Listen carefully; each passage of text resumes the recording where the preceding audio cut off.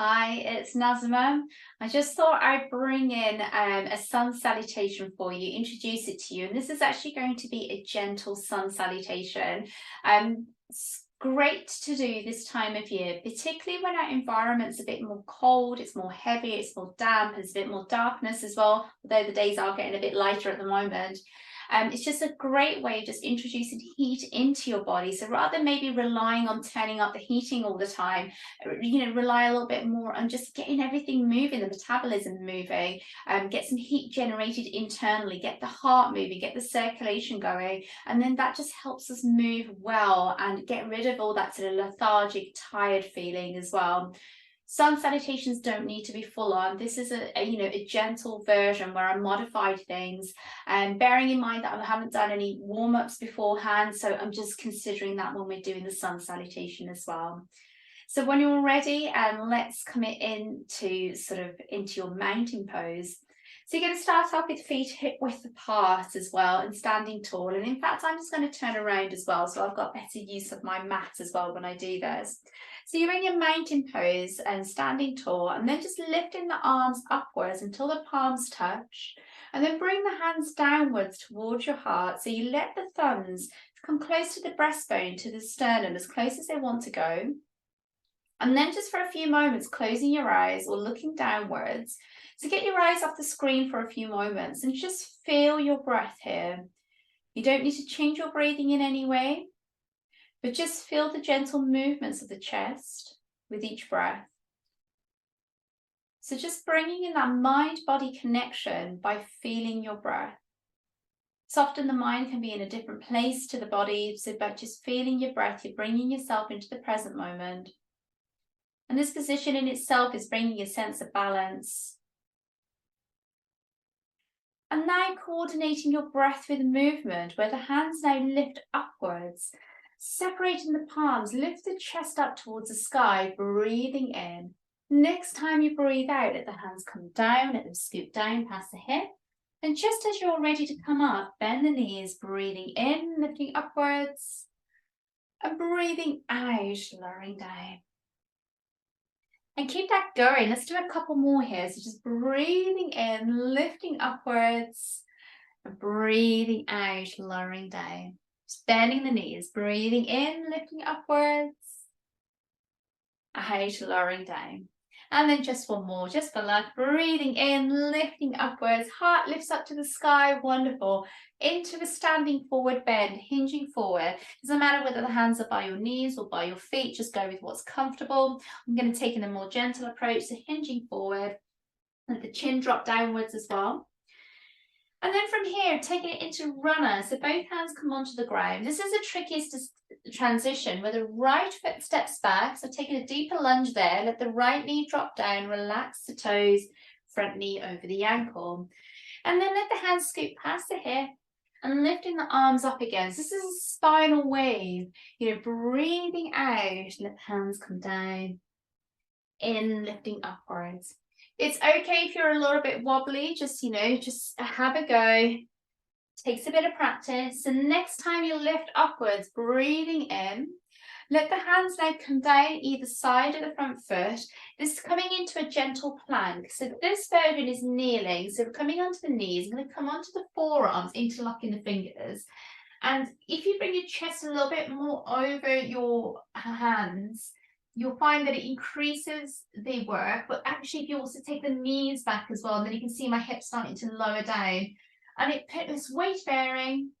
Check your breathing out. And if you want to take it a stage further, tuck the toes under and lift the knees up. Okay, so it's only a brief plank. We're not going to go crazy with the plank. Let's come down onto your front.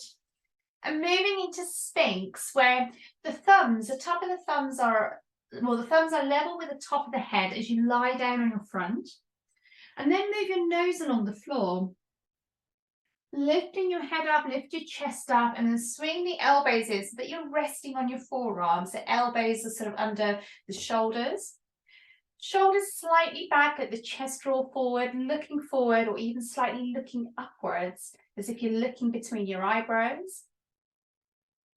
Okay, well done. And then from here, we're just moving into the cat position next. So chin to chest, elbows to side, coming onto your front. And then onto all fours, as if you're doing the cat posture. So knees separated, hip width apart, wrists or knuckles on the floor. And then just do a few movements in the cat. So just rounding your back, breathing out. And then taking the hip back, lifting the chest up, lifting the head up. Rounding your back, breathing out. Chest up, head up. And then one more of the rounding of the back. And then what we're going to now move into is the puppy posture. So this is the halfway between child and the downward dog, where your hands are stretching out in front, you're standing on your knees, and the hip starts pushing back up and behind you, and the head comes downwards between the arms. The hands are pushing at their furthest point, the hip is pushing back. Feel your back lengthening here. Lovely. And from here, sink into child. Bring the hip back towards the heels. So extended child where the arms are stretched out in front. Forehead can be on the floor or it could be hovering. And then come onto all fours again. And you can do cat, child or puppy again, or you can have a go at downward dog. Separating the fingers, so you can tuck the toes under, lifting the knees off the floor. What I do with down dog is work like you did in the puppy. You push the hip up and back, the head between the arms, and see how I'm deliberately bending my knees here as well. And then just lower down one heel and then the other. At any stage, you can do a child posture and lift yourself back up again. But now we're moving on where we're going to drop both knees down and then the right foot steps forward and that's coming in back into the runner, so knee over ankle. Once you're steady, let the hands scoot past the hip and then lifting the arms upwards, lift the heart upwards and then coming down, let the hands scoot past the hip. Let's have a go at that again. So breathing in, lifting upwards, out, lowering down. Just one more, breathing in, lifting upwards, and now standing forward bend. So hands either side of the front foot, tuck the back toes under so the knee lifts up. Whether it's a few movements or one step, just bring the feet together. So you're standing forward bend, feet hip width apart, and let's start again. So bending the knees. So working the other side now. It's just repetition now. So coordinate your breath, breathing out, lower down. Bend the knees, uncurl your spine, breathing in, breathing out, hinging down. Just one more, just doing one slightly less this time. So breathing in, lift your heart up to the sky, hinging forward in a standing forward bend, whether the hands are here or down there somewhere, that's all good. And it's a passive stretch. You let the legs lengthen, let the back lengthen, let your chin relax down. And now coming into runner, so the hands come onto the floor, the left foot now steps back, left knee drops down, and let your front knee be over the ankle. Once you're steady-ish, let the hands scoot past the hip, breathing in, lifting upwards, and out, coming down. If you ever come to one of my classes, you're used to saying to you about you don't need to be perfect. You know, just better to move than not move. One more, breathing in, lifting upwards, and then now into a plank. And remember, you've got all those varieties of working with plank. So knees on the floor, resting on the forearms. It is possible to rest on the palms as well. And, you know, you can take, like I said, the knees further back, chest forward. That makes it weight bearing without you going crazy with your plank. And if you're in a crazy mood, you can lift the knees up. The thing that best helps a plank is breathing out. And then that's enough. So let's lie down on our front. Into Sphinx again. So the thumbs are level with the top of the head, your forehead's on the floor. And then move your nose along the ground. Lift your head up, lift your chest up. And rather than having the elbows facing outwards, bring them in because it makes it so much easier. I'm all about making things easy but effective at the same time. So let the shoulders slightly move back, the chest pulls forward. Feel the sensations in your lower back when you do that. If that's a bit intense, just relax the chest down. Okay, keep breathing, even if it is shallow breathing, because it's a bit harder to breathe deep in this posture. Fab. So let's now move into cat next. So chin to chest, elbows to side onto your front. Hands close to the tummy just to help you lift upwards. Knees separate hip width apart, wrists under shoulders. Once you feel ready, just get that cat movement going, and it starts from the tailbone, the coccyx.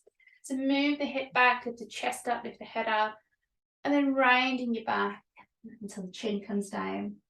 And the work is all in the pelvis, the tailbone moving back, chest up, head up, and the tailbone moving forward, so the back rounds and the head drops down. Just one more of the cat, just taking the tailbone back, the chest up, head up, and being very conscious of each backbone moving, rounding your back. Let's from here move into the puppy, so bringing the pelvis in neutral, let the hands stretch out in front, and the hip is going to push back, bottom pushing back, hands pushing forward. It's like diagonal line you're creating in your back, from your fingertips to the base of your spine. Head coming in between the arms, or even forehead might rest on the floor.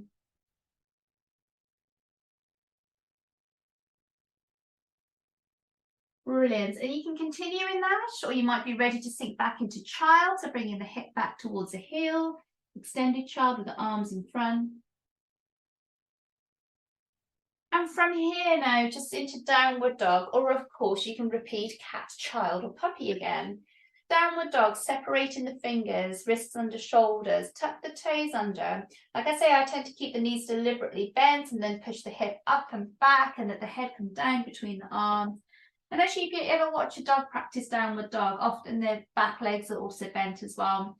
Now what you can do here is just lower down one heel and then the other.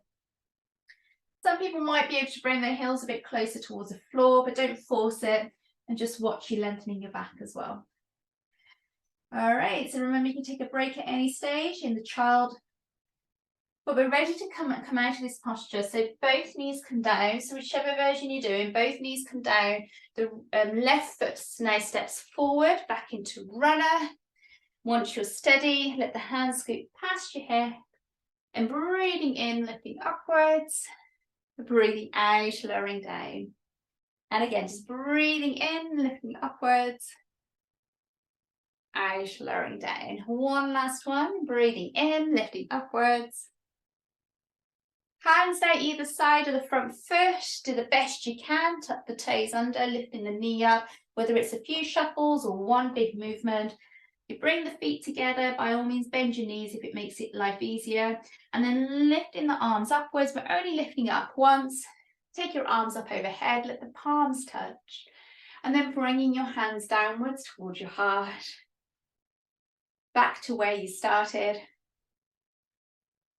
Feel free to close your eyes or look downwards. The screen is a wonderful thing, brings us lots of information and knowledge, but at the same time, it can be unbalancing. So closing your eyes, just tuning off from the screen itself visually, and instead tune in with yourself where you feel your breath.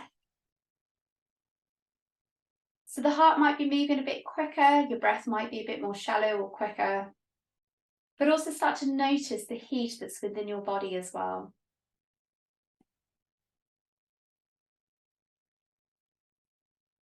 And then next time you breathe out, come to release. Great, well done. So brilliant way of just introducing heat into the body. It is a gentle sequence, but don't underestimate how effective it is. Thanks for being here, and I'll see you again soon. Bye-bye.